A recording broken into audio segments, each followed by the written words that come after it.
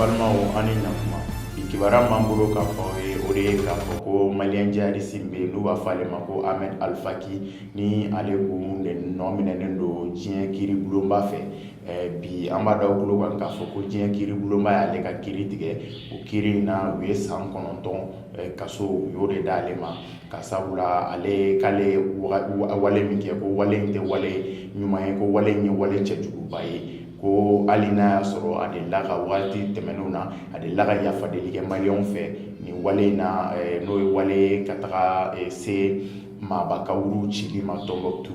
U kɔni u ye san 9 de d'ale ma ko wale in ko u bɛ nin kɛ misali ye mɔgɔ wɛrɛw ma, wale jugukɛla wɛrɛw ma u bɛ wale jugu ko bɛ mɔgɔ wɛrɛ minnu kɔnɔ. Ahmed Al-Faki ale kɔni delila ka yafa deli maliyɛnw fɛ ni k'ale ye mɔgɔbakaburu minnu cili kɛ ko fili de y'ale sɔrɔ, ko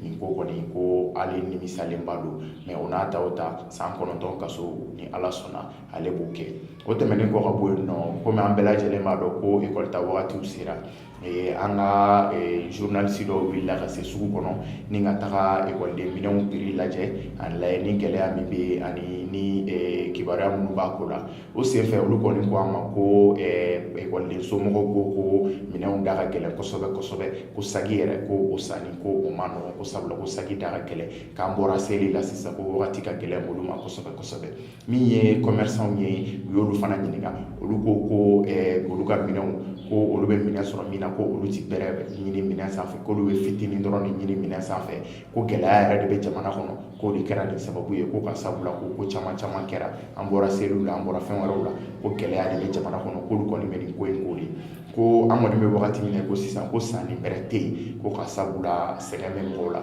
ko mɛ k'olu kɔni bolo yanni ekɔli ta cɛ ni ekɔli taara ka tile 2 kɛ ko sanniba bɛna kɛ o ko senfɛ. Bon kibaruya 2 min b'an bolo bi ka da o tulo kan o de ye